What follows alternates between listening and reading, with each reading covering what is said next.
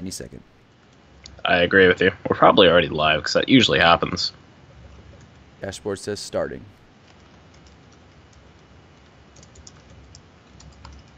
Receiving your content.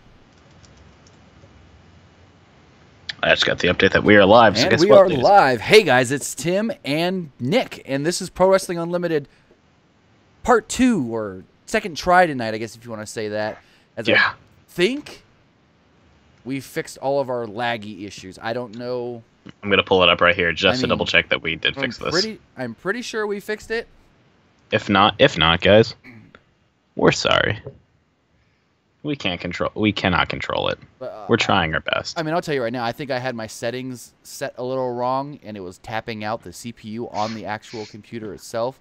But I think I fixed it because we're not tapping out anymore. So, yeah. SummerSlam. SummerSlam happened for those of you that are still awake wherever you are in the world. I guess SummerSlam was as bad as our computer issues. Would you say? I mean, I don't think SummerSlam was that bad. Maybe not as. Hey, what's going on, Lucid TV? How are you doing, Lunatic Fringe? What's going on? We've got people in the chat. Cool. So This is fun. let me pull up the card for SummerSlam, and we'll just talk about SummerSlam. What did you think? Well, why pull that up? What did you think of NXT last night? I thought NXT last night was probably it was just NXT. It was exciting. It was fun. It was hard hitting. I mean, probably matches of the night for me were going to be the opener, which was Gargano versus Cien Almas, however the fuck you say it. All right, I have a question because I'm hearing a couple different things. Now, you were at the NXT San Jose show, right? I was at NXT San Jose. Now they did a match, Gargano Almas. Was it better or worse in San Jose? Now, here's what I've got to say, because this is also a test to the Atami Black match. Okay. In all honesty, both those matches were the exact same with a couple different spots. That's what I've heard. Yep, it was the exact same, almost to the T, just with a couple different spots. And I mean, that's fine if they want to do that. That's totally fine because it worked and it was good. Like, the Black Atami match was fantastic. I mean, God, those guys are fucking scary people. Because I heard that in the Gargano Almas match at TakeOver, Gargano was just as good, and Almas may have been a little better. I think Almas. What I'll say about Almas is that he's improved. Almas is definitely improved as a wrestler and definitely as a heel. This guy was not good when he first got called up. Well, no. Here's the thing, though. When Almas was in Mexico as Volador, I think it was Volador Jr., he was great. Oh, yeah. And then I think he came to WWE and tried to... this is the same thing that happened with Hideo Itami.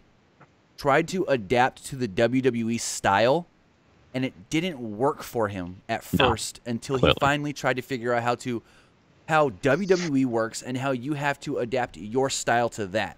And I think that's what also happened with Hideo Itami. Hideo Itami, when he was in Japan, he was like, one of the hardest hitting guys and this and that. And he tried to tone it down in the WWE. And now that he's working as a heel, he's not toning it down anymore. Right. And he had that match with Black last night where they were both just beating the crap out of each other. Like, oh, God. Black got what they're calling lucky juice, where you got busted open where you didn't want to, but it actually helped. Oh yeah, definitely. It's like yeah. I mean, that match was just fucking awesome, dude. It was intense. It was just like it was hard hitting. It was a match that was like, that's the definition of what NXT is. It's hard hitting, it's athleticism, it's wrestling, but it's not just wrestling, Right, and I do got a correction here in the chat. I was wrong. He wasn't Volador. This is from Sub No IZE. He was Lo Sombra in Mexico. I am terribly mistaken there. Lo Sombra. Lo Sombra. So I think every match TakeOver was good. If I had to pick what was the worst, I guess you can say the tag title match. Even with that, it was good.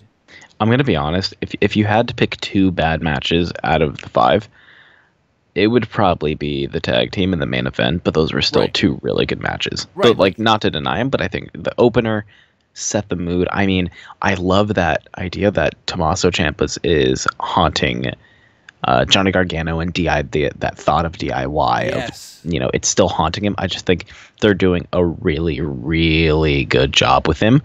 Yes. I'm also a huge fucking this guy Scott Frame saying Rude versus Drew was bad to me. Now I can understand why you say it was bad. Bobby Roode is known as a really safe worker. Right. He likes to work kind of like Randy Orton, where he doesn't take too many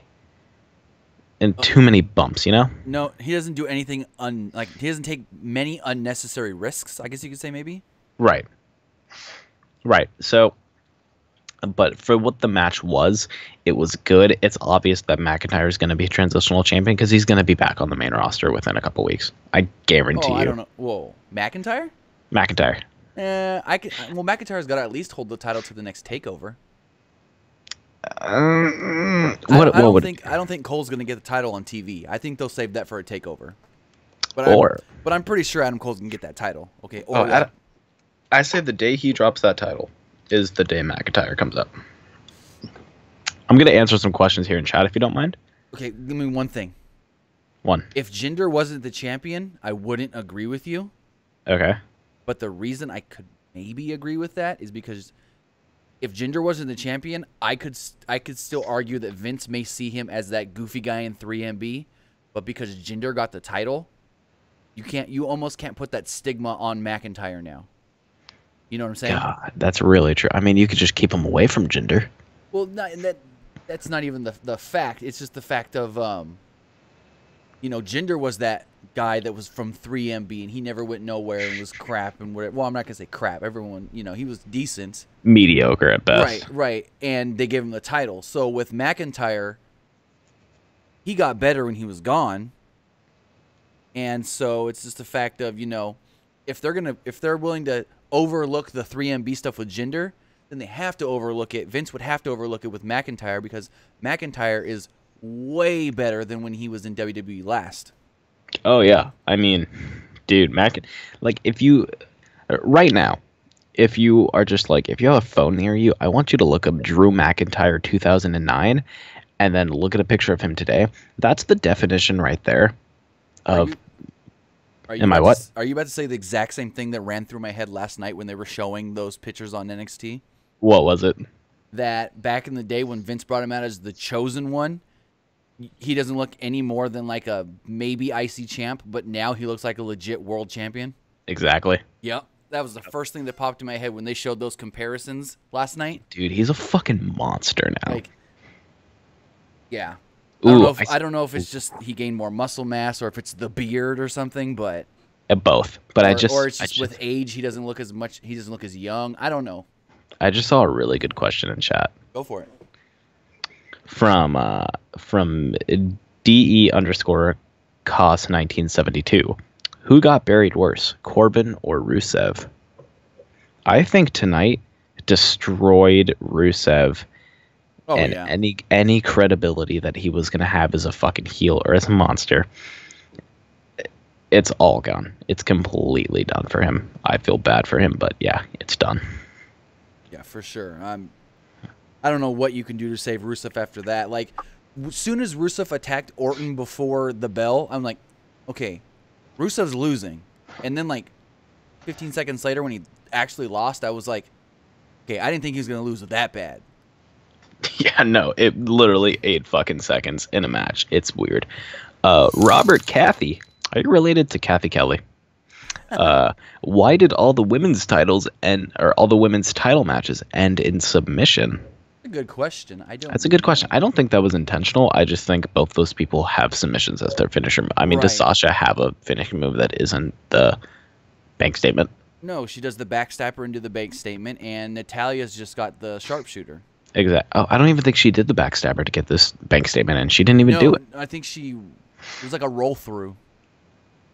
Yeah, we just got someone that's subscribed to our YouTube. Look at that. Nice. Right on. Thanks for the subscribe. The one thing I do have to say about that, Well, I guess we could talk about it when we run through the card, but Michael I Cole mean, kind of ruined the finish of the Raw Women's Championship match, in my opinion.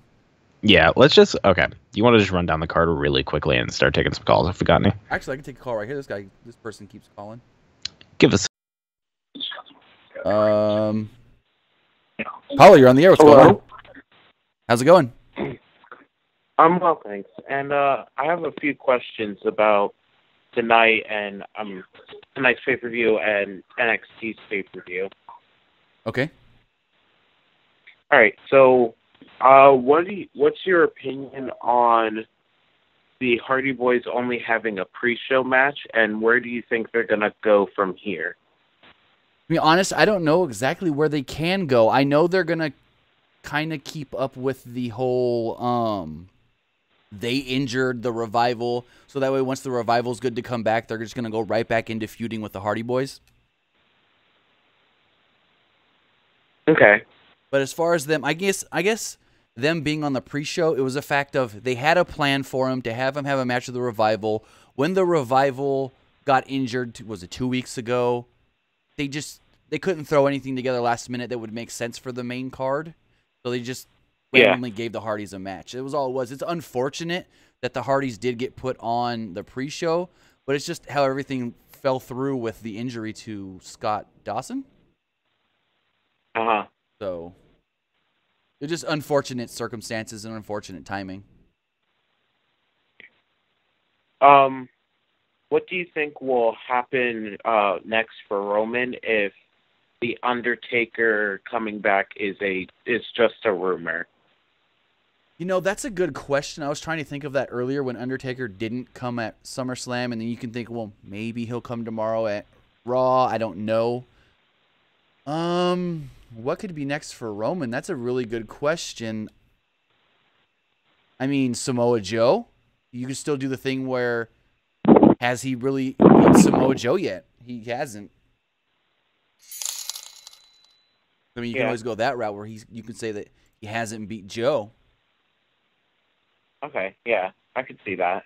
So, what do you think WWE will do with the Mae Young Classics? Do you think they will give them their own show, like the Cruiserweights, or give them a chance at any title in the three brands? I don't see them getting their own show, but as far as maybe the winner getting a shot at Asuka and NXT for the championship, especially if it's Kairi Sane, or I think it's how you say it, Kairi Sane. If it's her, then maybe I can see her getting a chance at Asuka, and maybe she can be the one to dethrone Asuka. Because Stephanie McMahon did an interview recently where she said something along the lines of the winner of the Mae Young Classic maybe getting a shot at a title or maybe getting a title or something. So that leads me to believe that they could be getting a shot in NXT. I doubt it would be main roster. Okay.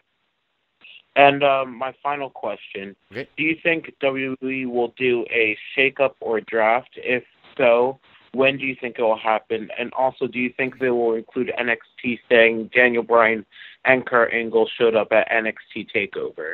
Yes, I do think with them being at TakeOver, I mean, they wouldn't have shown them if they weren't, quote-unquote, scouting and bringing guys to the main roster.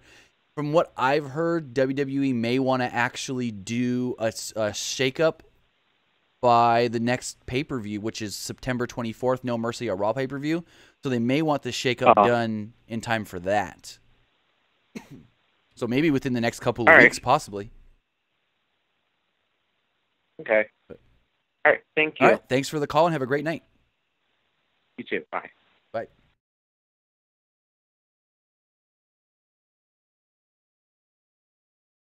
Nick, are you there? Nick. Yes, I'm alive. Okay, I figured this out. You're gonna have to. I'm alive. Okay, you're Are gonna you have alive? for it not to put you on hold. I'm This talking. isn't really Are a you bad alive? technical difficulty, but you're gonna have to call back in like you were doing before with your other account. Tim? I think. Yep. Oh, Timmy boy. What's wrong? Oh, Timmy boy. What's wrong? Come on. What? I mean, that's the only thing I can think of. Why I put you on hold? Are you there? What the fuck is happening, you guys? Nick.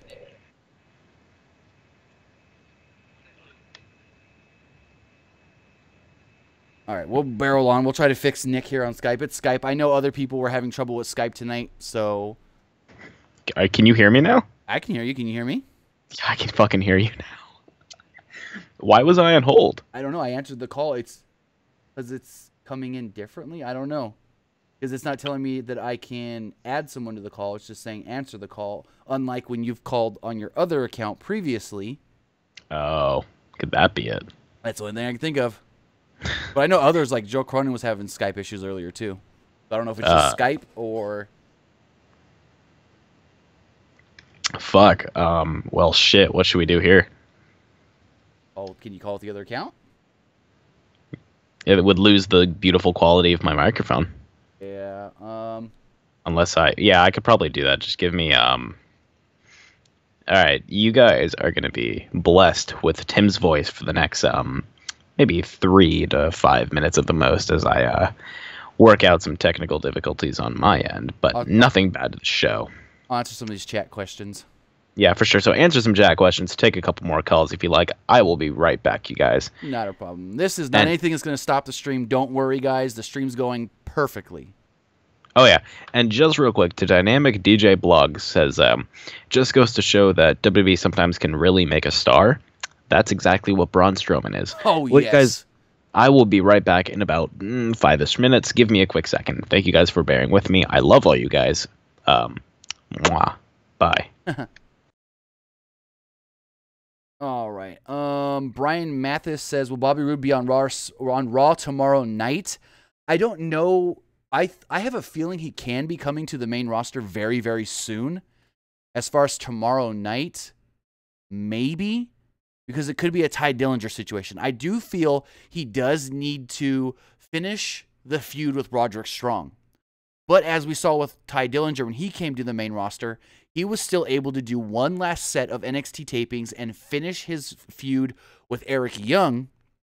So I think Bobby Roode can maybe be at the tapings this week for NXT, finish off his Roderick Strong feud, and then come to the main roster. I know there are people within WWE that want him on that main roster as soon as possible. The only thing that was holding them up was he was the top heel, and they weren't sure if they had another heel that can be in his place. With Adam Cole now in NXT, he will take over Bobby Roode's spot as that top heel. So with that, there is a chance that Bobby Roode can be on the main roster anytime now. So, I mean, we'll have to wait and see, but I really think Bobby Roode can be on the main roster sometime soon.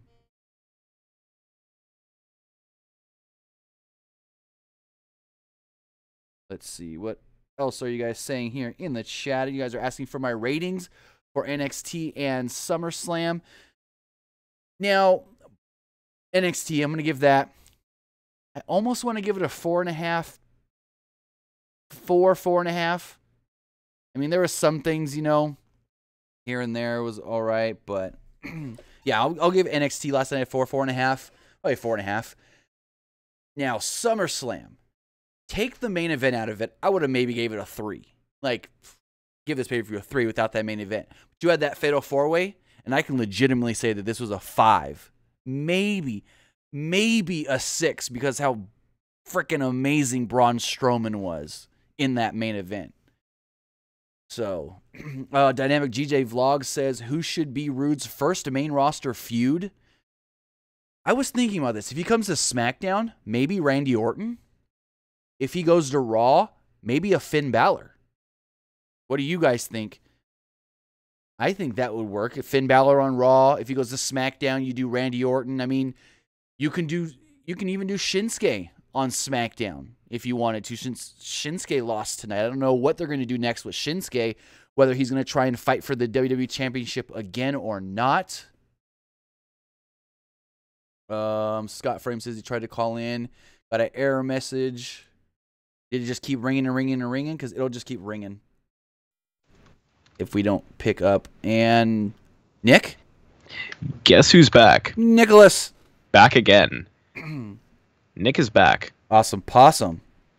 Tell a friend. Okay. All right. Back. So they're asking my NXT rating and my SummerSlam rating. I said NXT 4.5, SummerSlam 5, almost a 6. because of the main event, Okay. but probably more closer to 5. I guess 5.5. What would you rate both shows? I'm gonna go ahead and give NXT a 5 out of 5. Oh. I don't believe it. I don't believe in 5, so I'm gonna rate it out of 10, and I'm gonna give it a 10 out of 10. I think everything was done perfectly in this pay-per-view. I think everything that was expected came, and we got more. Let me move my laptop up to the side so you guys don't hear my fan. But what I do want to say is SummerSlam, if not for the main event, I would rate it a 3. But because of the main event, it gets a 3.5. A main event, in my opinion, cannot make up for 3 hours of bullshit. Really? Yeah, I mean, the main event was great. Don't get me wrong. The main event alone is 10 out of 10. But the fact that the main event had to make up for 4 hours of suffering and suffering. The only bad thing about NXT was the really shitty live band. Yeah. Limp Bizkit would have done better. I think Limp. What is this, WrestleMania 19? Was it 19? It was either 19 or 20. Well, it wasn't 20, because 20 when he was back to the dead man. 20 is when he fought Kane. I actually really miss fucking badass Undertaker. When he was quote unquote a human. When you put it like that, it's so stupid. Because when he's not, because he's the quote unquote dead man. He's not. No, the theme song literally said "dead man walking." Yeah. Do you want to try to be a dead man walking when he gets done with you? Oh my god! Do you want to try to take another call? Actually, I got a question for you from the chat. Is it what my social security number is? No, Dynamic 222. Dynamic DJ asked us while you were gone for a second, and I think he wants me to ask you, and I think it's actually a really good question. What is it? Okay, so we can assume that Bobby Roode is going to come to the main roster soon. Right. SmackDown, Raw, whichever show he goes to, who from each show could his first feud be with? Tell me yours, and then I'll tell you what I said. So I'm going to say if he goes to Raw, his first feud should be with The Miz. Because I think the clashing of egos would be really, really fun to watch and be a good way to introduce him to that Intercontinental title. Okay, that works. And if he goes to SmackDown, I think his first feud should probably be with probably Orton. That's what I said. Saying, hey Orton, you were good, but I'm glorious and your time is done here. I think Orton has learned that, hey, putting guys over really helps. He put over Jinder. He did everything in his power to put over Jinder. Well, Randy Orton lobbied to work with Jinder. Yeah. He was one of the ones who was like, hey, this guy's really putting in the work. He's got his body looking good. He wants to improve. Let's try something with him.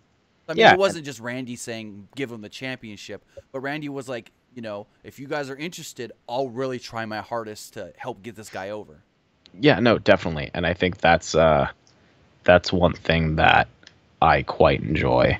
Right. About Randy Orton, so I think it's going to be another good thing.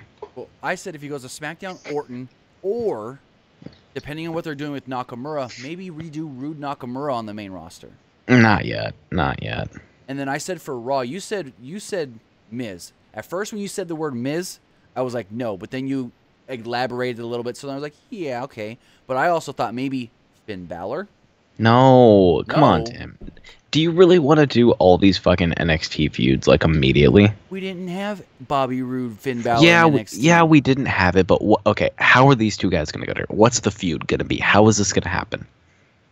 Book this to me. Tim, book this.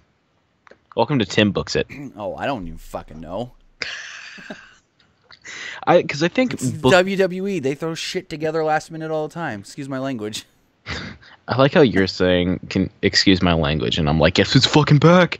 Anyway, Robert Cathy says the Rude versus Miz promos would be epic. Yes, like I said, correct. Once you elaborated and explained your reasoning for Miz, I was on board. I was like, "Oh yeah, that screw Balor."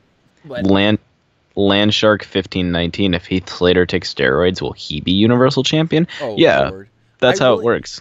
I mean, everyone says Jinder's on steroids, but he hasn't popped a test. Of course Vince isn't going to have him pop a fucking test. Would you have the biggest guy in your fucking company pop a test when he's world champion? Roman Reigns. I don't think he really did anything. He If I'm being admitted to it. He said, "I'm sorry for taking things that I shouldn't have." Can I give you a hot take right there? Boom. Can I give you a hot take real quick? Go. My least favorite thing, and this is not even in WWE or wrestling. This is in, I watch a ton of baseball and football, NHL. You know what? I really hate when a player does something wrong and then immediately takes to Twitter like that makes up for it.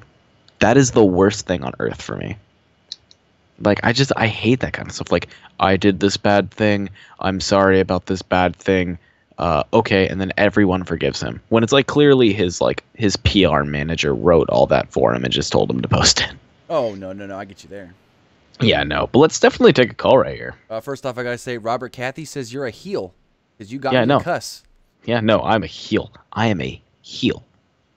All right, we'll take a call and then we'll talk about the pre-show matches from SummerSlam. We'll try to run the card down rather quickly. Yeah, seriously. Hashtag Nick. Can we get that trending? Can we get hashtag Nick the Heel trending, please? All right, let's caller. You're on the air. What's going on? Hey, what's up, Tim? What's going on? Hey, yeah. I want to ask, what do you guys think of SummerSlam? What do we think of SummerSlam? Hello? Hello? Yeah, I'm here. I'm sorry I had to cut my speaker off. Oh. What would you say? Oh, what was your question? I was saying, what did you guys think of SummerSlam? Well, like I said, other than the main event, it was just an average show. I liked the 2 tag title matches, but everything else was just there, for me at least. I mean, the U.S. title match was good for the stipulation as far as Shane McMahon being the ref and Shane not wanting either guy to mess with him. Now, what about this, now that, what's the name, Powers of on NXT? Authors of Pain? Yeah, Authors of Pain, thank you. Do you think that these guys need to go onto the main roster? Because I'm actually more excited about... No. I'm more excited about seeing them than I am about even watching the Hardys, to be honest with you. I don't think they're ready for the main roster, and the fact that, Fish and O'Reilly attacked the new tag champ Sanity, but they also attacked the Authors of Pain, so they could be doing a 3-way title feud for those NXT Tag Team Championships.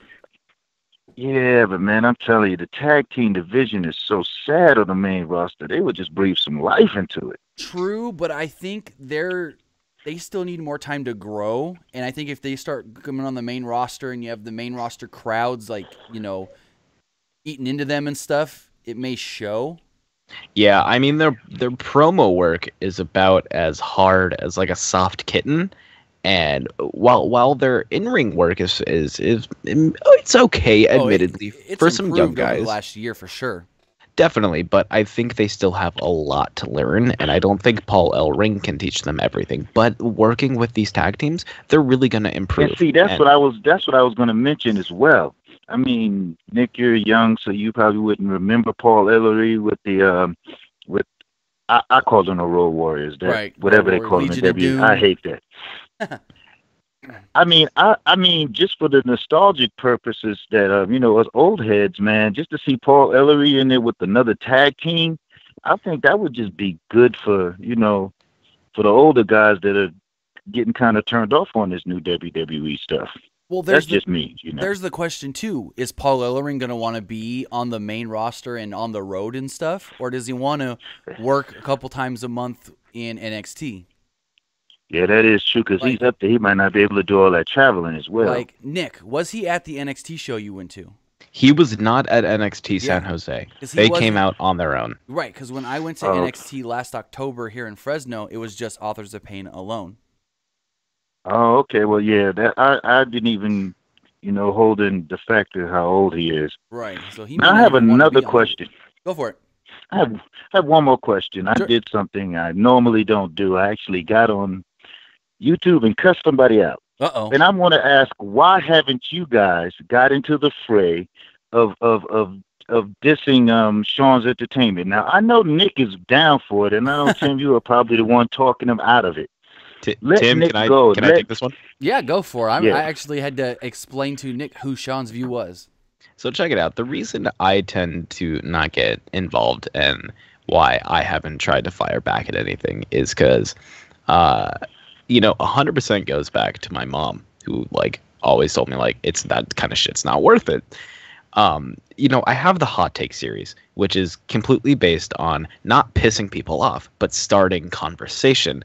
If Robert, when you called that day and we had that mini debate, that's exactly what I dreamed of happening with the hot take. It would make people want to call in, and it would make people want to debate, not to say I'm right, you're wrong, but to say here's what I think, here's what the other person thinks, and then we come to a middle ground of, well, now we know what each other thinks, but maybe we can change each other's minds, maybe we don't, but we now understand.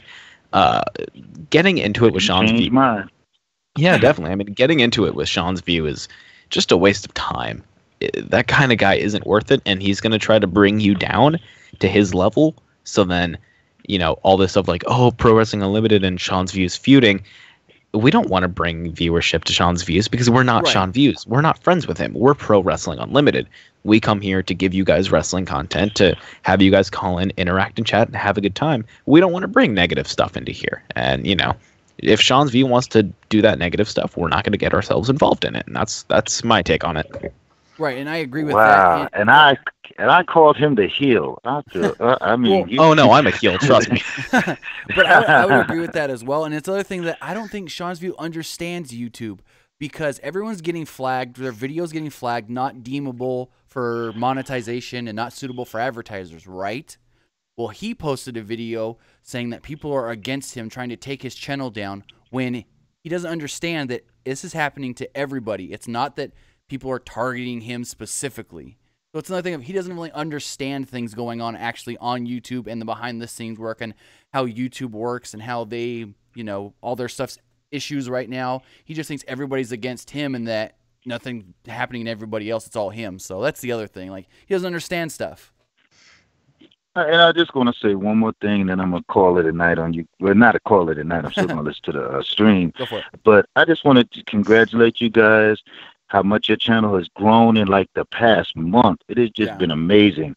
I mean, I liked it better when you guys were YouTube's best secret. Now everybody knows about you guys. Now I don't feel like I'm doing something special now. I tell you guys, I am really surprised at the growth. And I mean, you went from 36,000 viewers to subscribers all the way to like 46 in like a week. Oh no, that was a glitch.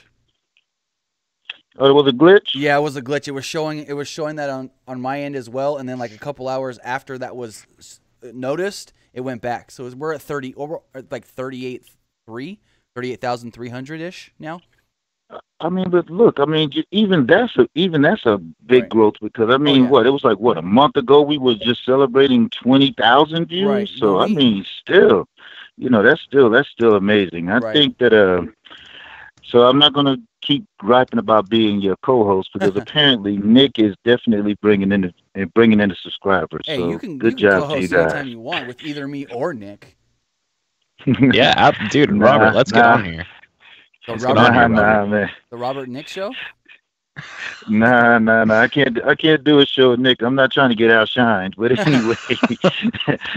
But anyway, guys, I just want to let you guys know you guys are doing a great job. I'm loving the show. I'm glad you did get the stream up, because I was about to go to bed mad. So I'm just glad you guys got it up. It was actually a kind of, I guess I can say, stupid issue on my part. I had one setting clicked wrong. Oh. But everything should be perfect going forward. All right, well, I'm glad to hear it, and I'm glad you guys are on. And once again, man, I'm enjoying the show, man. I appreciate it. I really appreciate it. Thanks a lot, Robert, man. Have a good night. All right, you guys take care. Have a good one.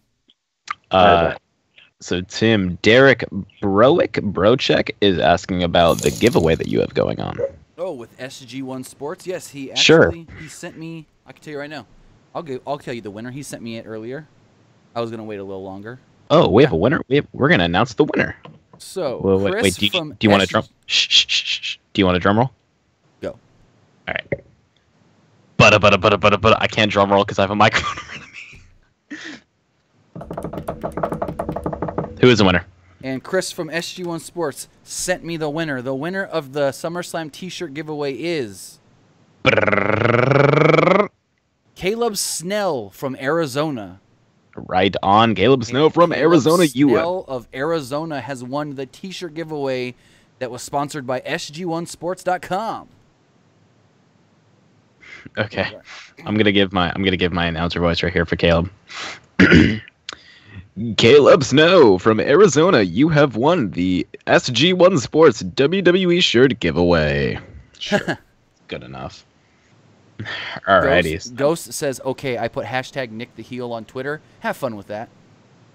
I'm looking for it.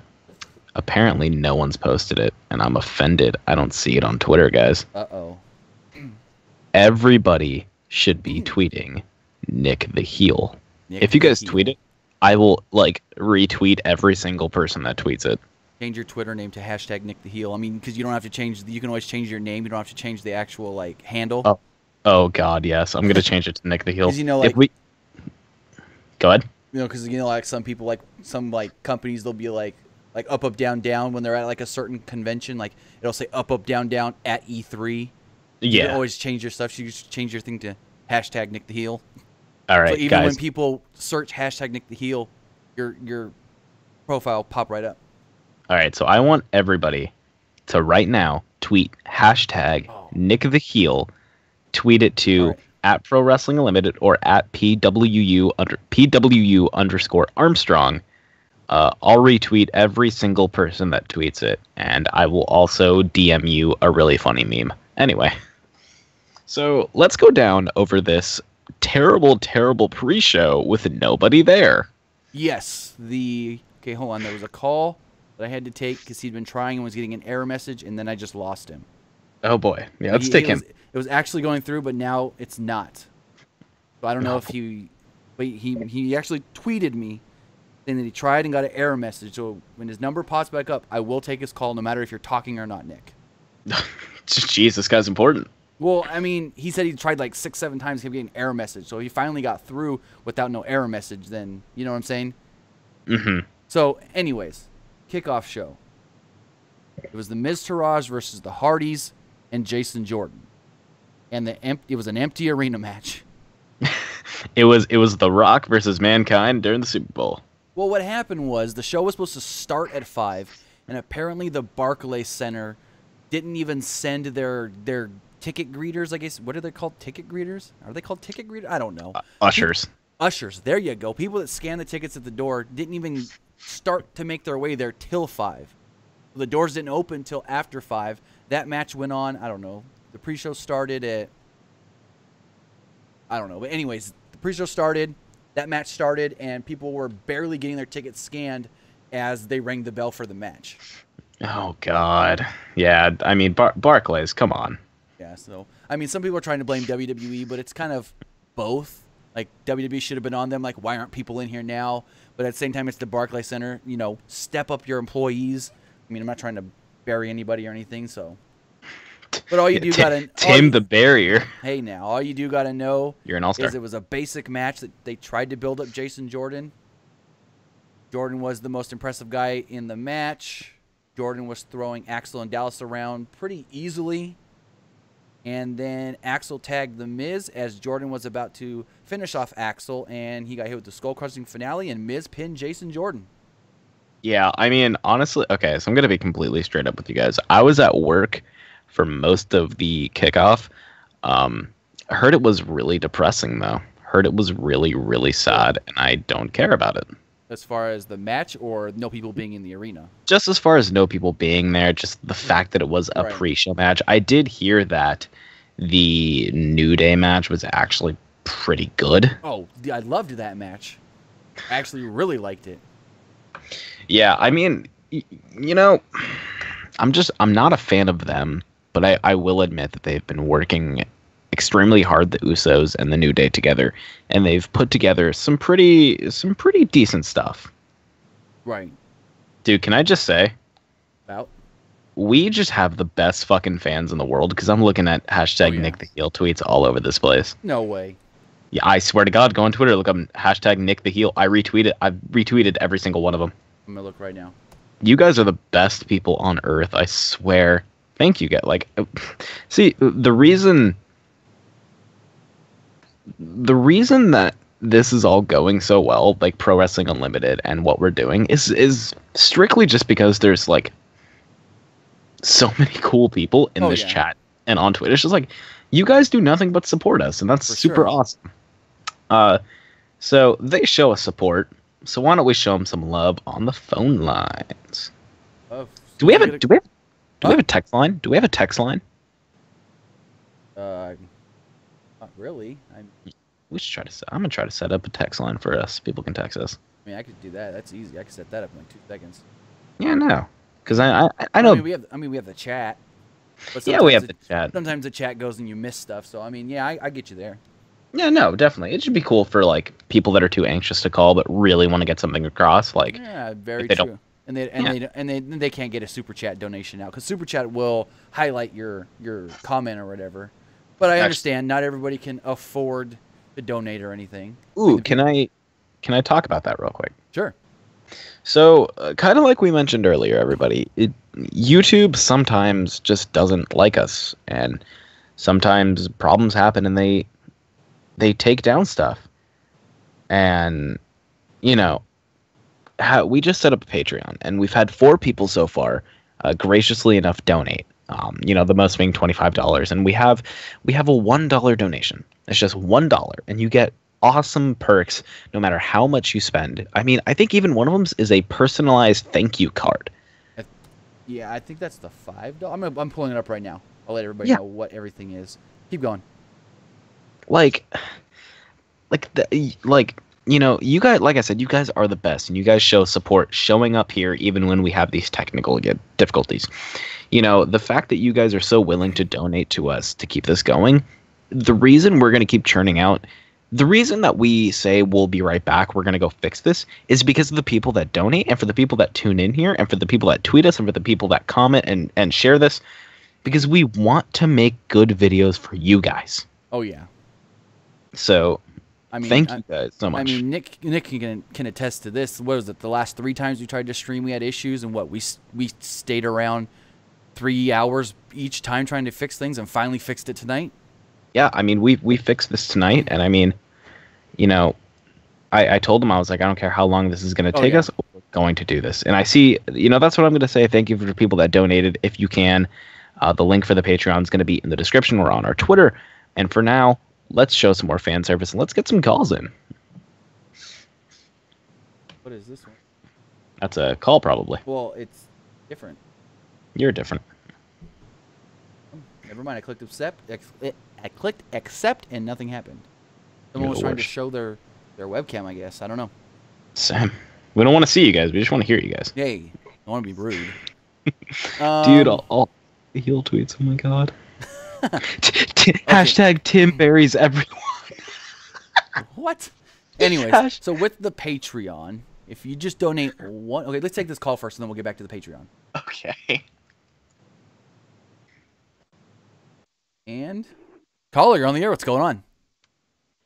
Hi. I have a question about the SmackDown Live Championship match for the women.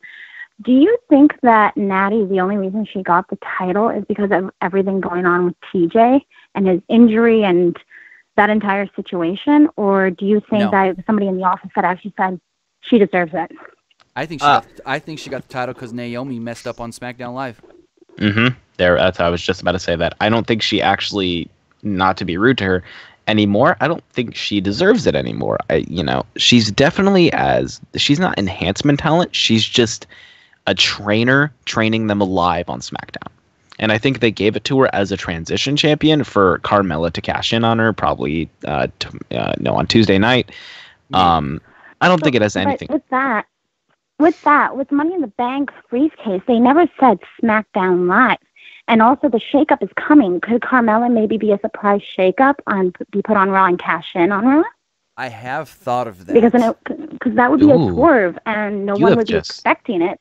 You have just hit me with a weird thought. It could, but at the same time... no one has said SmackDown Live. Because here's the thing. You're right. No one said SmackDown Live, But with Baron Corbin's briefcase, everyone was trying to say, oh, well, he's got the blue briefcase. He has to cash in on the blue show. Carmella's briefcase is white. That's a neutral color. Raw's red, SmackDown's blue. No one's white. So, I mean, I am. I can Nick. I can maybe see that. Maybe they bring her over with the shakeup. But that would be very interesting. I can maybe see that happening. I definitely do appreciate that call.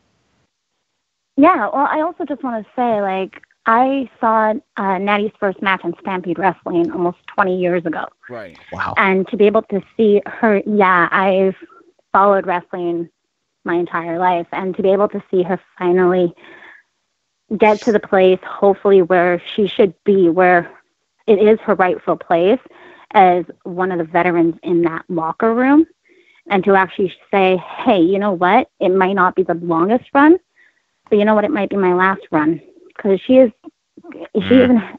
there to help them train, but it might be her last run. So to kind of give her that little nudge before she might leave, it's kind of nice to see as somebody who's known her for 20 years. True. Yeah, no, I mean, you just bringing that up makes a ton of sense. It could just be like, hey guys, like, I've done a lot here. Do you think I could just get like even if it's a short reign, just a reign? So it's been 6.5 years for that 7-week run. Right. Yeah, I mean, I believe it. She did hold the Divas title back in the day. That wasn't a real title. We don't talk about that. 2010 Survivor Series for 7 weeks. Lost in her first defense. Damn, Exactly. she had that on the dot. Let's go. This is a Natty super fan. I know, I'm a walking encyclopedia of professional wrestling. All right, who was the tag team champions on Raw in 2003? Oh God. If you get this right, I will literally. Nick, do you even know the answer?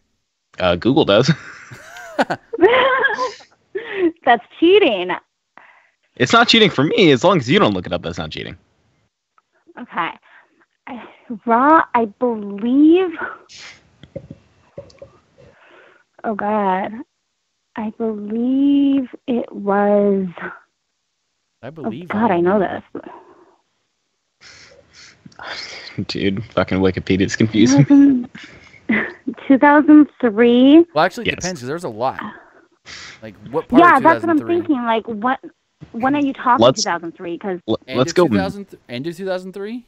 Yeah, let's go end of 2003. Like last. Oh, I know exactly who was at the end of 2003. Who? It was Evolution. Let's see if she. Okay, so. Yeah, it was Evolution. Like Batista and Ric Flair won it in December. Then they went into like Armageddon. They won it. Yeah. All right. Well, guess what? Ric Flair, and then at the same time, Randy Orton was Intercontinental Champion, and Triple H was World. Yep. And yeah. All right. Well, I am now afraid of you. Thank you. Thanks for the call, and have a great night. Thank you so much for this call. You too. Thanks. Have a good one. No problem. Thanks. Bye. All right, we're gonna take another call here.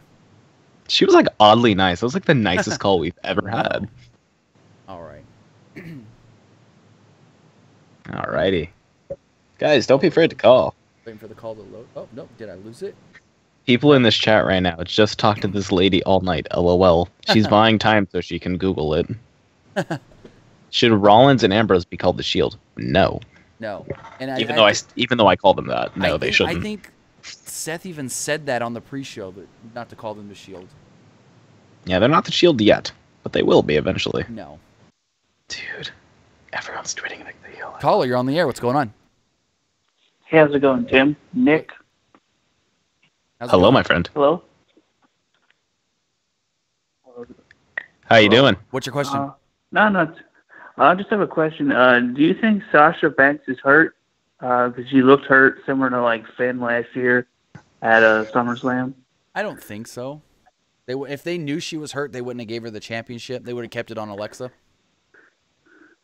It just seemed strange when she was holding her arm. I don't know if it was because they were. Well, they worked that over in the match. The whole thing, like the end of the match, Michael Cole kind of made the end flat because he said Sasha's got that hurt shoulder. Is she even able to lock in the submission? And then like 5 seconds later, Alexa Bliss tapped out. So I think it was a worked thing for the match. And just one other question: was there a problem getting into the arena? Because the Hardys match, there might have been like 50 people there. They opened the doors late. They were told the show starts at 5, and they didn't send the ushers through the door. Like, they didn't tell their guys to start getting people in until about 5. Yeah, I mean, looked like a TNA taping. Well, because there was a spot on TV where Miz was like kind of draped over the barricade, and you see one guy in that front row, and then like 10 rows of nothing, just empty chairs.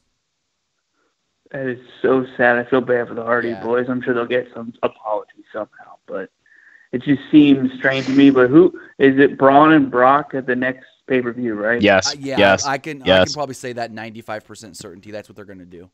Please. I thought after Monday Night's Raw when they had their stare down that it was going to be them, and then after tonight I was like, oh, it has to be them now. Yeah, that match is good. Yeah, that's going to be like you thought Goldberg Brock was a good big mean guy match. Lesnar and Strowman's going to be just amazing. Especially because and then hopefully Braun wins.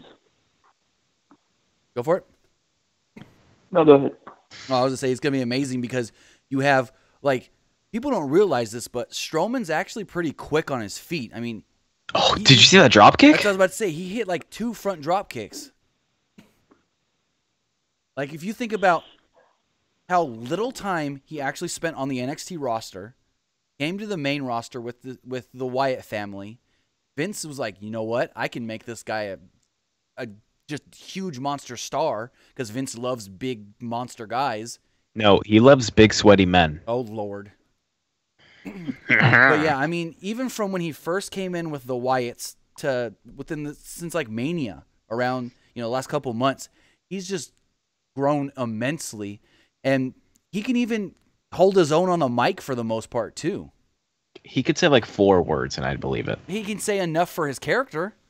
Like, it's not like some people where like they talk on the mic and it's just like, yeah, okay, whatever. But Strowman talks on the mic and it's like, okay, I believe you. Yeah, no, definitely. Was that Brock's best match since Rumble 2015 with Cena and Rollins? Because that's the best match I can remember. I mean, I really liked Goldberg-Lesnar at WrestleMania. That was probably the best sub-5-minute match I've ever seen. Yeah, that's true. But yeah, that's all the questions I had. Keep up the good work. Thanks for the call and have a great night. For sure. Thanks a lot, my man. Yeah, no Dude, I just saw next year's SummerSlam match, or not SummerSlam, next year's Mania match, main event booked already. What? Robert Cathy versus Nick. I can get down with this, man. I can get down with this kind of match. All right, so Nick and I, if you guys didn't see on Twitter, Nick and I made predictions. We didn't predict the first match of the night, the 6-man tag, because when we first made our predictions, that match wasn't announced.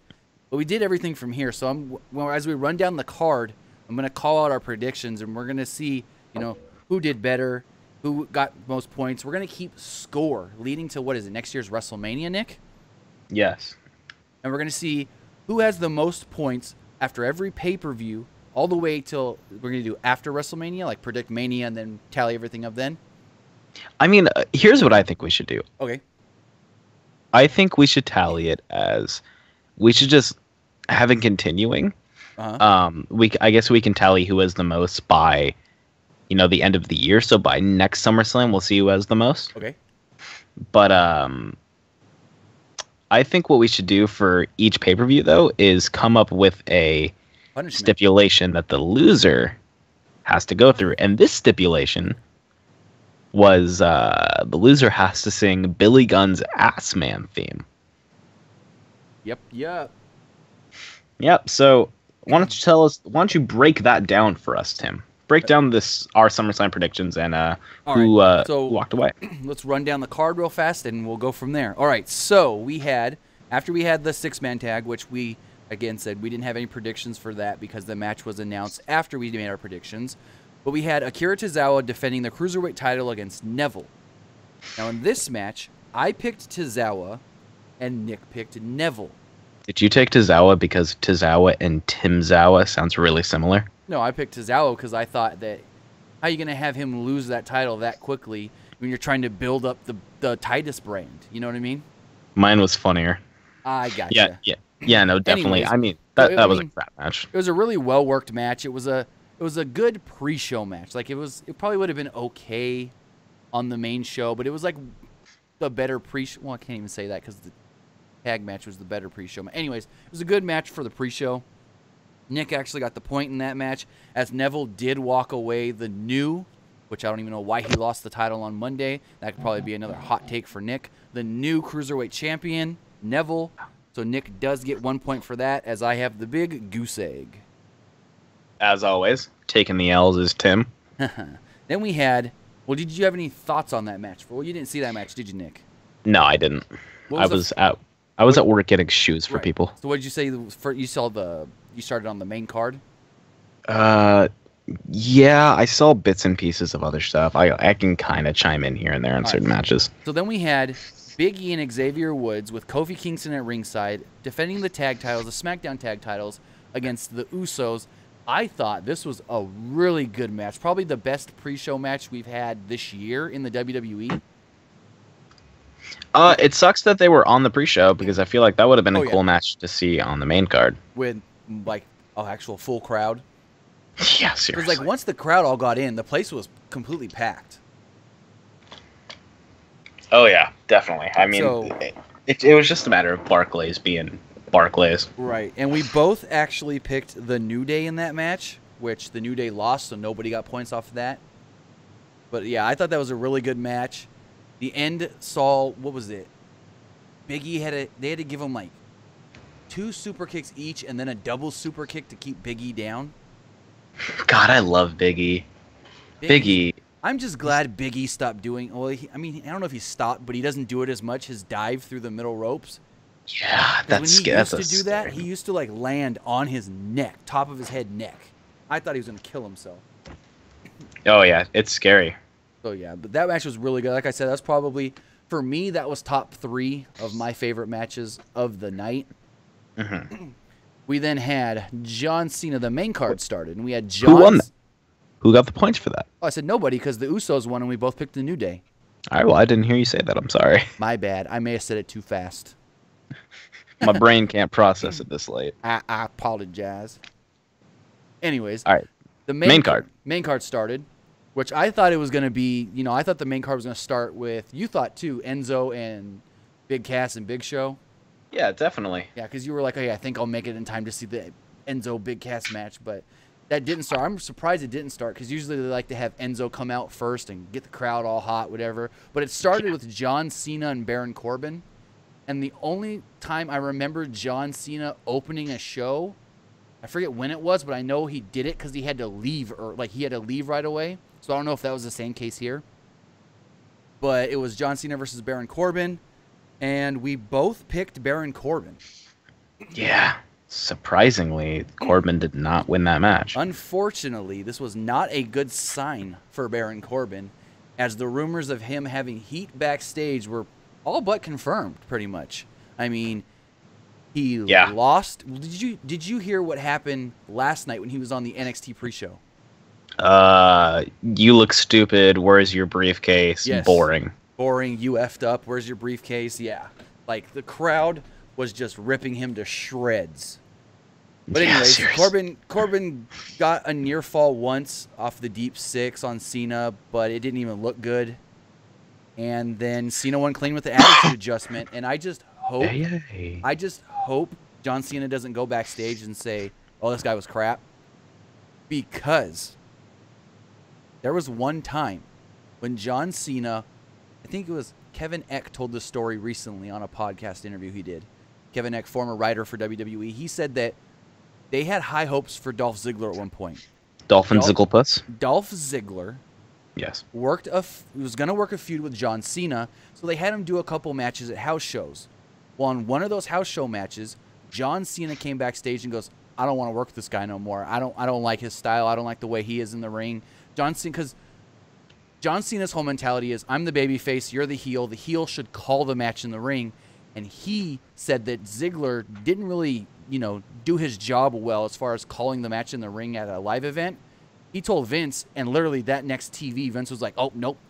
He's a pre-show guy. He's a prelim guy. We don't care about Dolph no more. John don't want to work with him. Why should he work with anybody of note? Yeah, no, So I mean... If Cena goes backstage and says Corbin was horrible, Corbin's done. Yeah, I mean, God, I hope that he doesn't, but I have a weird, odd feeling that Cena will do that. But, yeah, nobody got points off that one. And this person's been trying to call for a bit now, so let's take this call before we talk more about the card. No, yeah, for sure. Yeah, I keep seeing this number pop up. Caller, you're on the air. What's going on? Hello.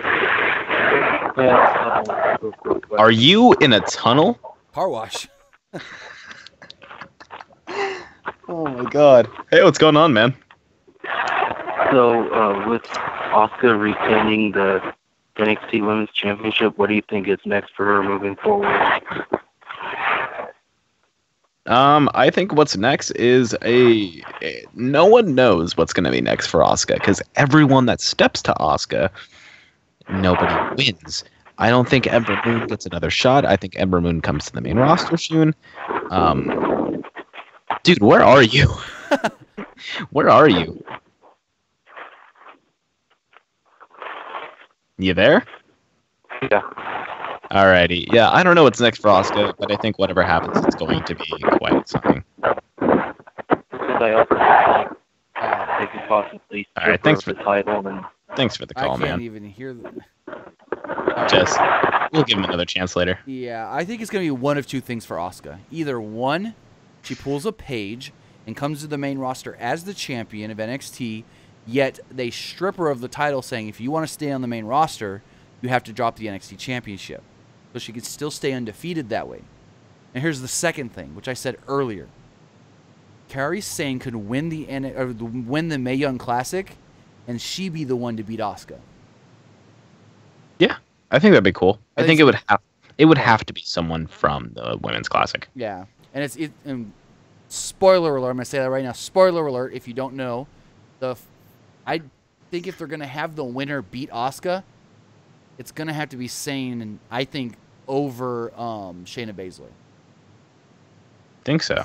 Especially, thank you, Lindsay Lott, for subscribing to the channel. Lindsay Lott, thank you so much for the subscription. I think so, because if the plan is to do the MMA 4 Horsewomen versus the WWE 4 Horsewomen, I don't think they would tie up the NXT champion in that, because it may be a main roster thing at Survivor Series.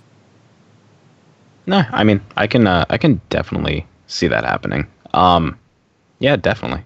I mean, right now that women's division in NXT needs a little bit of work, but it'll be fixed. But I mean, they have a lot of women coming out of the Mae Young Classic that were previously signed to WWE, like Bianca Belair, Lacey Evans, Sarah Logan's going to be a good one. I think she was the former Crazy Mary Dobson, who's amazing. So there's a lot of women that are in that Mae Young Classic that they're going to get the exposure here in this tournament, and they can come straight to NXT. It's not like, oh, well, they got to wait a little longer and do more time at the Performance Center. I think if they have good showings here in the Mae Young Classic, you put them straight on NXT TV. I have heard that they're going to start featuring Mandy Rose more on actual NXT TV, and she has apparently improved a lot just working the Florida house shows. So she's one of the ones that they're really going to start pushing on television. I know she's been on television a couple times before. So if anyone doesn't remember Mandy Rose, she's the one that The Miz actually saved from elimination on Tough Enough, saying that she's going to make it far because she's a hot blonde. It's true. All right, so... hey, Tim. Yes. This guy on Twitter really wants me to let you know this. What is it? David Ellis saw a flaw in the SmackDown Tag Team title match. Oh, no. Big E was not legal when he was pinned. Xavier Woods was legal, but not Big E. Oh, no. Did you notice that? No, I did not. I mean, I'll go back and look on that, but I mean, I could pull that up right now and check. Yeah, no, I had no idea of that. Well, thank you for bringing that to our attention. I watched most of the match. I missed the end a tiny bit because I was like, getting dinner ready and stuff for the kids. But I actually have a question on Twitter from Jay Flight. He said, "What do you mean by Naomi messed up on SmackDown?" Well, it was actually Naomi and JBL. I don't know if there's actual heat because of this, but the rumor is there's heat. JBL went off script on Tuesday when Naomi was on commentary for the Becky-Natalia match and said, "Hey, Naomi, do you have some big special entrance planned for SummerSlam?" And Naomi responded with, apparently she said something along the lines of, "Affirmative." Apparently, the rumor is that Kevin Dunn was pissed because they had nothing, as we saw tonight, nothing special planned for Naomi's entrance. And they said that they were mad that she went into business for herself, saying that she was getting one of them special entrances. I mean, So that's what people are saying, that Naomi messed up. It was Naomi and JBL, because JBL went off script.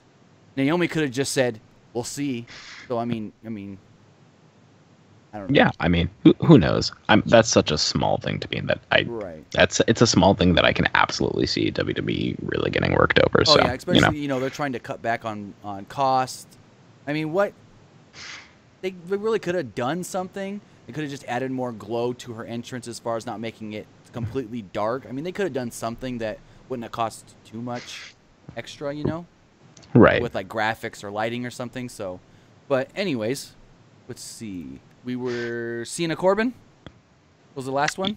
Mm-hmm. So Naomi, Natalia for the SmackDown Women's Championship. We both had Naomi, unfortunately. Natalia did win clean with a sharpshooter after Naomi went for the split-legged moonsault, and Natalia got the knees up. Unfortunately, another match neither of us got points for. Yeah, that's okay though. All right, I have the pre-show right here. I'm gonna find the tag match. What were you gonna say? No, nothing. Oh, okay. So, let's see. Next, we had the Enzo Amore locked in a shark cage, Big Show, Big Cass match. Dumb. Did you see the match? I saw bits and pieces. I didn't care enough. I just saw bits and pieces. I didn't really care. People said WWE stepped out of the box as far as PG with this because Enzo was up in that cage, lubing himself all up. Did you see that? Yeah, I did. It could just be water. I know, but it was supposed to be oil to make himself slippery and greasy to get out that cage. Why did you say slippery like that? I have no clue. No, but yeah, definitely. I think it was interesting. Maybe it was a jab at Joey Ryan. Oh Lord, really? You never know. Could be. Okay, hold on. I got the pre-show match. Okay, so I don't know. I can never tell the Usos apart. So Uso is in the ring with Xavier. He throws Xavier out of the ring on top of other Uso. Kofi tries to get involved. Big E almost kills himself with his dive. Yes, Big E was not the legal man. Interesting. Big E then throws Uso back in the ring, tries to hit his Dominator. Other Uso tags in. He tries to hit his finisher on the other Uso. And they hit the super kicks and pin Big E. Big E was not the legal man. Well, there we go. Thank you, guy. Thank you, guy on Twitter who told me that. Interesting. Tim, I'm gonna throw something in chat right now. Shoot. And I want to know. I don't even know if you'd be down to do this, but if enough people would be down to do it, I would be down to do it. Just me. I'm gonna throw it right in there. I just put it in. What you think? Say yes in chat if you guys would like to watch pay-per-views live with us. Ooh, that's hard for me. I know that's hard for you, but I'm always in my room alone, so I'd love to just watch it live, interact with you guys. I think that'd be pretty cool. Yeah, I would love to do that, but unfortunately, living on the West Coast, pay-per-views come on early here. Kids are still awake, running around the house. Yeah, I feel you. I'm also on the West Coast, but luckily I'm smart and I don't have kids. Hey, now you're also 10 years younger than me. Jesus Christ, you're absolutely correct. You're absolutely correct with this statement, man. All right. Okay, we're doing this next pay-per-view because a lot of people want to be down, so I'll do it. So then we had Nick's favorite match, the 8-second match. Randy Orton, Rusev. Randy Orton was doing his entrance. He was posing on the ropes, and then Rusev just attacks him out of nowhere while his music's still playing. Randy Orton hits him with an RKO. There you go. Actually, we both picked Orton. What a bully. We both Be a Orton. star. Both picked Orton. Both got a point. Hey, what did Elias Sampson do tonight? I don't know. I did not see that, actually. I saw him, but I wasn't paying attention because I actually wasn't home at that point yet. Oh, okay. I got you. Yeah, anyway. I was helping my brother with some stuff at his place. But anyways, I was trying to watch it on my phone and help him at the same time. What's his address? Damn. Yeah. Anyway. Down the road 5 minutes and then turn for another 5 minutes. Fresno? Someone's going to... That's fantastic. But... Anyway, what was the next match? I'm everywhere. It's like midnight here. Well, we got people probably watching and it's like 2, 3 a.m. So I appreciate everybody that's stuck with us this late. I really do. 84 definitely. 84 people in the chat right now. You guys are the keck person people on earth. It's late. That's why I'm talking low, is because I have like family in my house. So I'm not trying to be too loud, but you guys are literally the best. Thank you guys so much. Oh, hey, I missed something. Louis D. Leon says, who got the point in the Big E or the Big Cass Big Show match?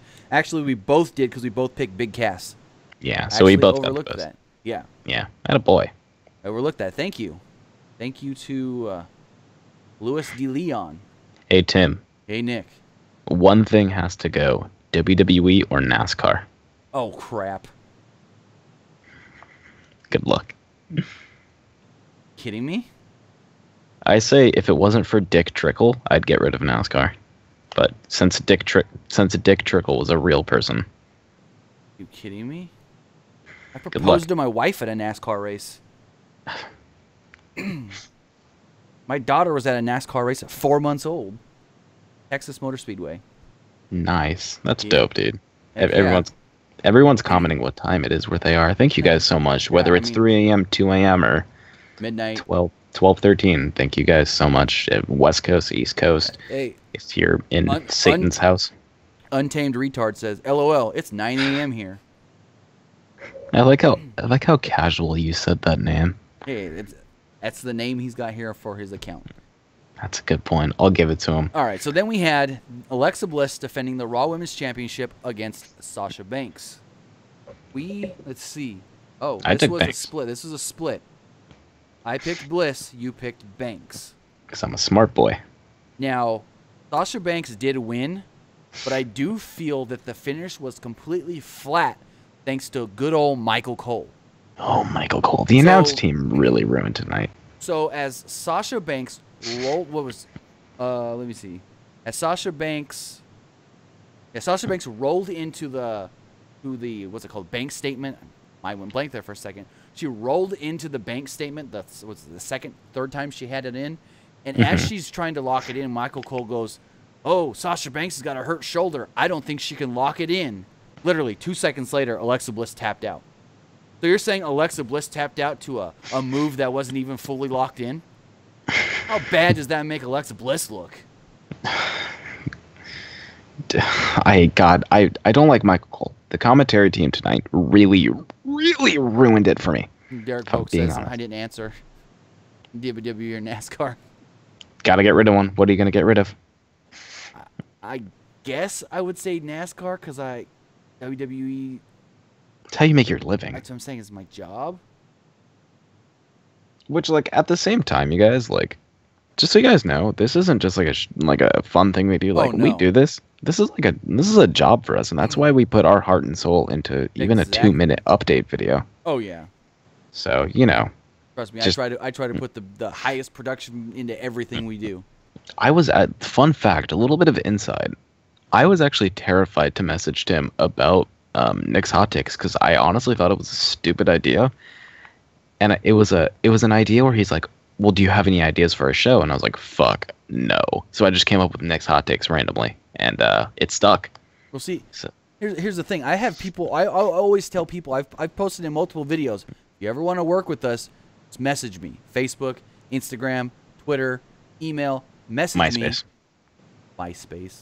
I think I still have a MySpace, but I haven't logged in years. Anyways, I always tell people, I say, hey, if you want to work with us, maybe... create a video for the channel. Even if you just want to do one time, hit me up. We'll talk about what ideas you have. If we can, get it to work out, then we'll go with it. I've had a lot of people that, I want to make videos for you. I want to do this and that. And I'm like, all right, give me an idea, come back to me. And 95% of them never get back to me once I say come up with an idea. It's like they want me to tell them what to do. No, I want to collaborate. I want your ideas, because I don't want to just tell you what to do and then you guys just kind of whatever it. No, if it's your idea, then you're going to put more into it. You know what I'm saying, Nick? Yeah, definitely. And I mean, with the whole Nick's hot take thing, I was like, I kind of like this idea of being the devil's advocate of debating with people and raising some argument. And so I was like, I think I can take this and run with it. And I mean, it got to a point where I was so dedicated that I was in Montana, sick, with the missus. And I was like, I need your laptop. Just download GarageBand for like 5 minutes, please. And I recorded a hot take. Yeah, it's been like super awesome working with you, dude. So thank you, Tim. I love working with you too. I mean, I love having a co-host on these live shows now. It just makes it so much better, I feel. Oh, I honestly like the flow of it. Tim, they're asking how they can get a hold of you. Like we just said, Twitter, Facebook, right. Instagram, email, bottom of the YouTube. Screen right here. It's all right there. YouTube, Facebook, Twitter, Instagram. It's all right there on the bottom of the screen. Yeah, no, it's like, right. It's super fun. I've had like the best time. And then you can also email us. That's not on the screen, but the email, which should be in the description, it's prowunlimited@gmail.com if you want to email us. Yeah, I mean, there you guys go. Yeah, that should be in the description. If not, it's on our About page here on YouTube. So, do you want to knock out the rest of these matches real quick? Oh yeah. So we had Finn Balor versus Bray Wyatt. I felt that it was kind of lackluster. But, I mean, it was a Bray Wyatt match, and Bray Wyatt matches in 2017 have not been that great anyways. Yeah. We both did pick Balor, and Balor did win. Just an obvious pick. Yeah. I mean, he had to win after losing on Raw and getting the paint or blood or whatever you want to call it dumped on his head. The mysterious Brood liquid. I miss the Brood. They had the greatest theme on Earth. I heard a rumor that Gangrel was trying to contact WWE about coming back. What did you hear that? I saw it on Twitter 15 times last week. Apparently he said something on an interview or a podcast that he would like to come back to WWE. I hope he does. I hope him and Vince Russo both come back. I don't know. You think they'd take him back after the?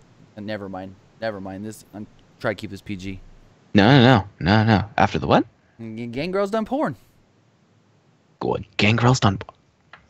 Well, Yep. Give me 1 minute to Grangel. All right, so the next match we had. I'm gonna go to the bathroom real quick. Sheamus and. What? Okay, Sheamus and Cesaro defending the Raw Tag Team titles against Seth Rollins and Dean Ambrose. I really liked this match. Nick. Yes, I'm here. What did you think of this match?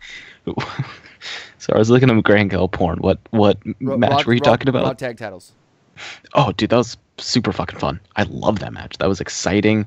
I think there was a lot of hard hits. Oh yeah. I think the ending sold me on it because it was just fun. It was a great match. I really enjoyed it. That's all I really got to say about it. It was a great match. I'm gonna say 3 words to you. I want your first reaction. Yes. R.I.P. SummerSlam Beach Ball. Cesaro's the greatest wrestler that has ever lived. You know that's not the first time he's done something like that, right? Oh, definitely. No, there was a house show. We actually have the video on our channel. I got from the person that took the video, send it to me, whatever. I can't believe you, Tim. Anyways. He directed porn. He didn't star in it. I said he did. I didn't say he starred. I said he did. Doing porn is the act of being in a porno. Directing porn is. Anyways. So Cesaro's done this before, where he took a beach ball. I think it was either a beach ball or a balloon, but he took it and he ran up the ramp. He kicked it up the ramp and he was jumping on it trying to pop it. Good. So with that. Yes, Robert, I did. We both picked the Shield 2.0, and the Shield 2.0 did come out victorious. There was a lot of near falls in this match. Very good long match. The beach ball spot was probably one of the bigger highlights of the match. Cesaro ran into the crowd, grabbed the beach ball, and just literally grabbed it like a bear ripping open a tree trunk and just ripped it in half. No, like, yeah, he ran straight for that shit, and he fucking... And he literally, was like, without dead. even trying, it's like a bear opening a tree trunk. Just 2 hands, roar. Yeah, it was pretty funny. But let's not get... This was probably one of Sheamus's better outings of a recent. Like, he didn't kick nobody's tooth out. Yeah, I don't know. I think Sheamus shit. R.I.P. Jeff's tooth. Yeah. I think Sheamus's ship sailed away years ago. Literally, years ago. I was there when he killed Daniel Bryan's career. Oh, you went to that? Yeah, I was at the Mania, and then 2 days later, I was at the SmackDown. What? WrestleMania 31? Where was that? Fresno. Well, WrestleMania was at Levi's in San Jose, or Santa Clara. Correct. And then they did Raw the next night in Sapp Center. And then SmackDown was 2 days later at Fresno in the Save Mart Center. And it was Daniel Bryan as the Intercontinental Champion against Sheamus. Sheamus had returned the night prior and attacked Bryan and Ziggler on Raw. Mm-hmm. Then Bryan, I forget exactly the spot, but Sheamus had Bryan for the spot where he's like got him on the ring apron and he chops his chest, and then he like threw Bryan off and he like went head first into the announce table or something. Mm-hmm. And he was bleeding from the middle of his forehead. Yeah, no, Yeah, I mean... that was actually Daniel Bryan's last singles match. He did work a tag match the next week where he teamed with Cena against Cesaro and Tyson Kidd. That was Daniel Bryan's last main roster match. So, yeah. I was there when he pretty much killed Daniel Bryan's career. I mean, Daniel Bryan's career was... I don't know. Some say he shouldn't have even came back for that Mania. But that was just the final nail in the coffin. So... Yeah. We both got a point for the Raw Tag Title match. We both picked Ambrose and Rollins. Mm-hmm. We then had AJ Styles versus Kevin Owens with the U.S. title on the line, Shane McMahon as the referee. I said on Twitter, this match isn't about the title. This match isn't about the champion. This match is not about the challenger, about the referee. It's about who's going to accidentally get in Shane McMahon's way first, and Shane McMahon going to have to lay some boots to asses. That was so stupid, that match, dude. That was the thing. It was all about who's accidentally going to, get hit by Shane. And they both did, but ultimately it was Shane knocking over. It was almost like the whole, like you see with kids where one kid will be talking smack and another kid's talking smack, so someone goes over on all 4 legs behind them and then you push them, knock them over so they fall down. Like table topping? Yeah, it reminded me of that. He literally pushed Kevin Owens, and AJ was right there for the roll-up, and he just 1, 2, 3. I picked AJ, you picked Owens, so I got the point for that match. Good. Lucky you. Yep. So what was the next match? At that point, we were at 6 Nick, 5 points me. Bully. We then had Jinder Mahal and Shinsuke Nakamura. I love when they have Lee England Jr. come out on violin and play Nakamura's theme song. I always think that's amazing when he does that live. Mm-hmm. But, I mean, this match underdelivered, in my opinion. Yeah, that match absolutely underdelivered. It was like the ending felt rushed. It really felt like that wasn't supposed to be. Exactly what I was going to say. Like, it felt just like the ending came out of nowhere and it was cut short or something. Now, I do want to go back to this person's comment saying Owens versus Styles only looks good on paper. I think this was not the indie dream match that we thought we were going to get tonight. And that's okay. They're going to have a lot more time to fight each other on a much bigger stage as well. So that's all I've got to say about it. But going back to the Shinsuke match, right? It was underwhelming. What I wanted to happen didn't. What I didn't want to happen did. Singh brothers, I don't like them at all. They're quite annoying. Right. So here's my thing. Okay, so in North America, Jinder's a heel. He always has somebody help him retain his championship, yet they think he's getting over as a babyface in India. Who in India is going to like this guy when he can never win on his own? He's like The Miz. The Miz has always got somebody to help him. First it was, I can picture the guy, but I can't say his name. Who was the guy with Miz when he was WWE champion? His protege. Alex Riley. Alex Riley. There you go. He was in Glow. Yes, he was. He's actually doing another movie about motocross. Anyways. Why not? So he had Alex Riley for a while helping him. He beat Cena a couple times because Alex Riley helped him. Then he had Damian Mizdow. Then he's got Maurice. Now he's got the Miztourage. And then you got Jinder out here with the Singh brothers. He had Khali at Battleground. It was like, how would you think that even in India, this guy is going to get over as a babyface when he can never defend the title on his own? I know some people are going to say, oh, well, he beat Mojo by himself on a random SmackDown. I honestly don't know. If I'm being completely honest with you, I don't know. And the other thing is, they all know he ain't from India. He was born in Toronto, I think. Yeah, he's fucking born in Canada. That's why do you fucking think crazy. Why do you think he got a babyface reaction last week? Because he's from Canada.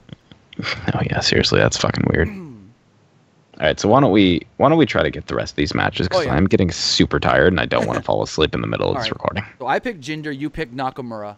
Ultimately, Jinder did win. I got the point. Yeah, you did. Lucky you. With that, it was tied at 6-6. And we both, for the main event, we both picked Brock Lesnar. This main event was amazing. I just got to say that. It was damn right amazing. I loved it. Dude, that interview was just crazy. Like, God, I do love Braun Strowman's the depth. When someone says WWE never home grows talent, Braun Strowman. Right, and if you don't follow Braun Strowman on Instagram and you don't see how much this dude eats, you should probably do that because it's insane. Have you ever seen Braun Strowman in a Wonder Woman costume? You've ever seen Braun Strowman's Tinder account? Oh, the picture of him in the creek or whatever? Yeah. Yeah, I've seen that. I absolutely love Wonder Braun is the best Braun. All right, I'm going to see something. Braun Strowman is completely homegrown. He never wrestled anywhere before WWE. Yeah. Yeah, I looked up his Instagram. Yeah, he was a former strongman competitor before being signed in 2013 by the WWE. Yeah, he had said that he had never stepped in the ropes before this. Yeah. But he's doing a damn good job right now, and he's only going to get better. Right. All right. So let's take this. This will be the final call. We'll take this caller as our final caller. Alrighty. Before we give our thoughts on that amazing main event. No, yeah, for sure.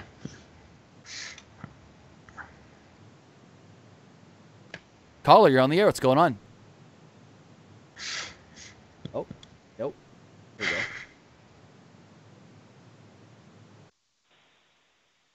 Caller, you're on the air. What's going on? Hey, Tim. How's it going? Pretty good. I just wanted to know why you didn't think SummerSlam was all that great. Why I didn't think it was great? Yeah. Because in my opinion, none of the matches were good. I mean, there was maybe 3 good matches in my opinion. Some can argue 4 if you... Excuse me.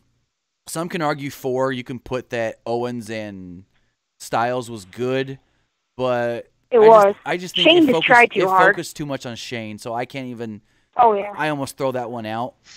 But other than that, the only matches that I thought were any good were the 2 tag title matches and the main event. Yeah. What do you think is next for Roman Reigns? Probably maybe Samoa Joe. Maybe Samoa Joe? Since he hasn't beaten Samoa Joe yet. Yeah.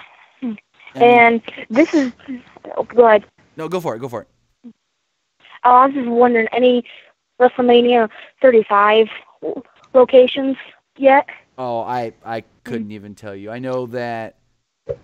Minneapolis.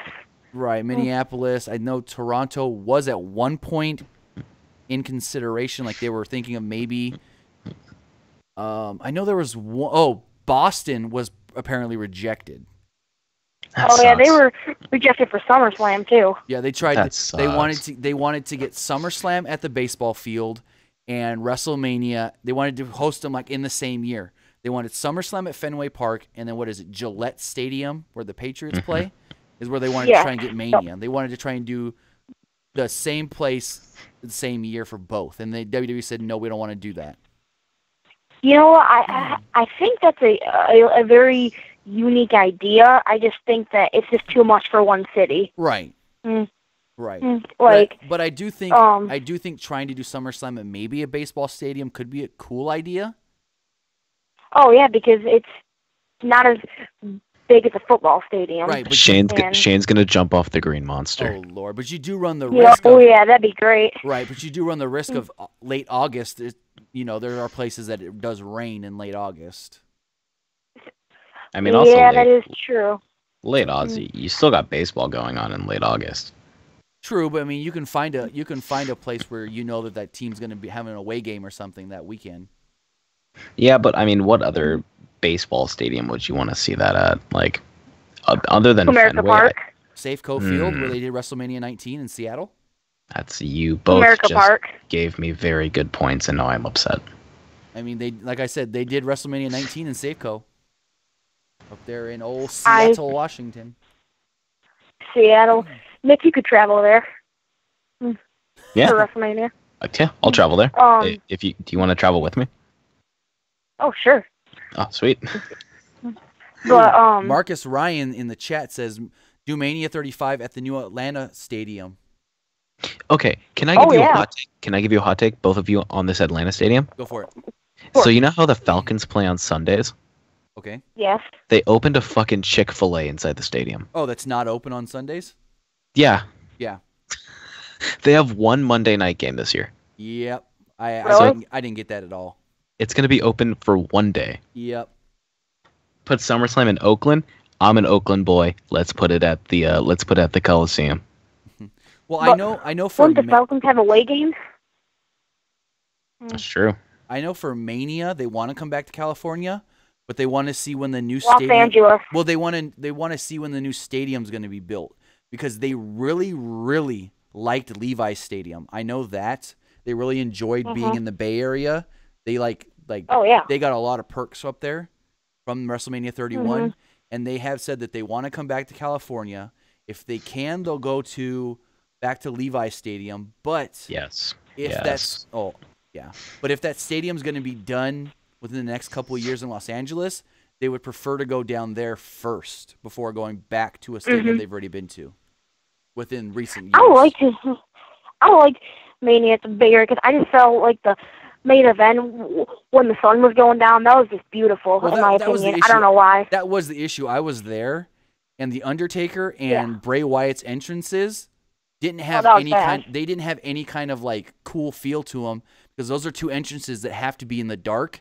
And when those guys were coming out for their match, the sun was like maybe barely starting to set. So unfortunately, Undertaker came out in like the bright sun, and then Bray Wyatt had his scarecrows come out with him, and it was too bright. So yeah, they stalled that main event with Brock Lesnar and Roman Reigns, I believe, so they can wait for the sun to drop a little bit. Oh yeah, I still do think that that WrestleMania should come to the big house in Ann Arbor. The Michigan head coach, he wants it, and that could break a WrestleMania record. Maybe. I mean, heck, do a WrestleMania at Bristol Motor Speedway. They had over 150,000 people at the NASCAR race yesterday.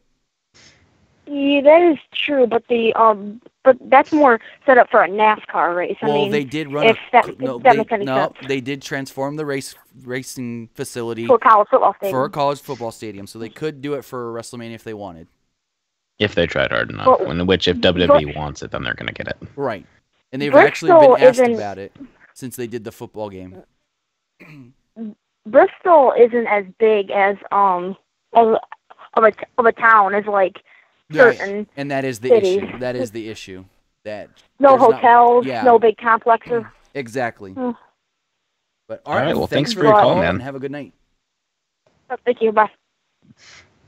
All right. So this fatal 4-way match. Let me run down what I wrote down. Brock got put through 2 tables. Had another table. Great spot. Had another table thrown on top of him. All of them were great spots. Braun Strowman wants to be a Major League Baseball player. He fast pitched that desk chair. The second time he's done it. Yeah, I hope he does that more often. I really like it. It's not too gimmicky because he's such a strong ass dude that it makes sense for him to do it. I loved it when they were carting Brock Lesnar away on that stretcher, and Braun's just chilling on the steps, laughing, licking himself. Absolutely, that was the greatest heel thing that he has ever done. That was fantastic. Like, he does that thing with his tongue a lot, and I was like, okay, it's whatever. But the way he did it tonight, where he was laughing, and just like, ah, ha, ha, ha, ha, ha. Mm-hmm. Like, it was perfect. Yeah, no, it was fantastic. We saw Roman. Here's one thing. Have you ever noticed how Brock Lesnar takes a spear? He like stands up He and like then stiffens. He like dead weights and stiffens his whole body. Well, He I did think it that's with Goldberg too. I think that's like a UFC thing. Correct me if I'm wrong, but it's like I don't know. you stiff up your whole body and you get as hard as possible just so like when they're hitting you, it hurts them as well. Maybe. Because I noticed it in the Goldberg matches too. When Goldberg went for a spear, Brock looked like he was trying to like pencil dive into a pool or something. Like he just stiffened his whole body. And so instead of like taking a normal, like Roman does the spear and he usually like lands on top of the guy, he's more landing in front of him when they give a spear to Brock, he's landing more in front of them because Brock stiffens himself up instead of falling back for the normal flat back bump. Mm-hmm. Right. So I found that interesting, and I noticed it again tonight. Yeah, I did notice that. I actually made a joke about it. I thought he like just botched it. I don't know. Yeah, no, he's done it before, so that's why I was like, well, that's got to be like Brock's way of taking a spear, I guess. So let's see. Joe was like I said earlier, Joe was a little bit of an afterthought. He was there. He looked good, but he wasn't like anyone they were like focusing on during the match. They focused on Roman a lot. He hit what? 4 Superman punches in a row on Brock at one point? I think it was like 4 or 5, yeah. Yeah. It was a pretty intense show. The main event was just fantastic, honestly. They did the WrestleMania 31 spot where they did it a little differently though. Where at WrestleMania 31, Brock had Seth up for the F5 and Roman hit the spear on Brock, but this time Strowman had Brock Lesnar lifted, and then Roman hit the spear on Strowman. Yeah, I mean, there was a lot of really cool spots in this match, honestly. Oh, yeah. The match was just good, honestly. Yeah, it was just good. I really liked how Joe just kept showing up out of nowhere behind guys, throwing him in the choke. Oh, yeah. I think that was the way of, like, we're gonna protect Joe in this match, but he's still gonna look fucking badass. Right. So I enjoyed it. Right. And let's see. The end saw Joe had the choke on Lesnar, but Lesnar got out of it. Like, do you think the way Lesnar just kind of wiggled and shooted him right up for the F5 kind of made Joe's choke not seem as effective? Kind of, but I mean, he was in it for a bit, but not long. The way he just kind of wriggled out and just threw him up. I honestly don't think maybe I'm just looking too much into that. I think we're looking to it as people that do analysis way too much. Like, we didn't just watch it as a match. We broke down every single thing about the match, which is never bad. Right. Caden Willoughby 125 says they teased Brock versus Braun by Brock almost suplexing Braun. Yeah, I think the next big match for Brock is going to be Braun Strowman. Excuse me. And they did tease that Brock was trying to do his big moves on Braun multiple times, and he was just never able to actually execute, whether somebody got in the way or Braun was able to fight out of it and counter. But like I said, the finish saw... so Joe had the choke on. Brock got out of it, hit the F5, went for the pin. Roman went for the save, but that led to the finish where Roman took an F5 and Brock pinned him. Mm-hmm. Right. So, I mean, great match. Great match. Amazing. I think it was probably the best. Now, you can argue this or Styles Cena Rumble, best match of WWE in 2017. Ooh, this. You think this? I think this, because it was a fatal 4-way, done perfectly. Yeah. It's not too often that happens. And I've seen people try to do the whole New Japan comparison, saying, oh, well, you shouldn't have multi-man matches for your world title. It should be one-on-one, and New Japan would never do that. But, I mean, that's New Japan. That's how Geto books. He thinks that, it's got to be one-on-one. You can't have anything, your champion can't have an unfair advantage when, he's earned the right to be the champion. So I can see why some people could be in that mindset, but at the same time, this is WWE. They've been doing multi-man title matches for years. Yeah, definitely. And, again, they did a picture-perfect job. Right. So we're saying best match of 2017 for WWE, not overall, all of wrestling. Right. Just in WWE. So, at the end of the day, we did tie. Yes, we did both tie with 7 points. So we did tie. So next pay-per-view, we'll do the same thing, and we will have predictions. We will have punishment, but let's leave it up to chat.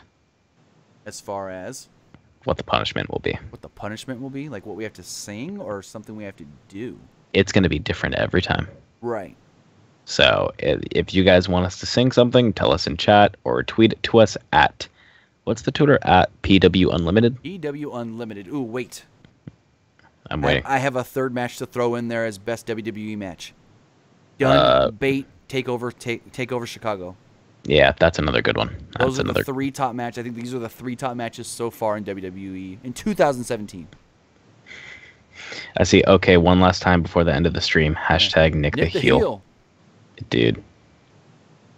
Absolutely. Thank you guys so much for tuning in tonight. Yes, even though we came back late. I mean, the stream never actually even had issues, so I think everything is fixed. Yeah, I mean, hell, I had a great time tonight. I had that green light the entire time on my dashboard saying that stream health is good.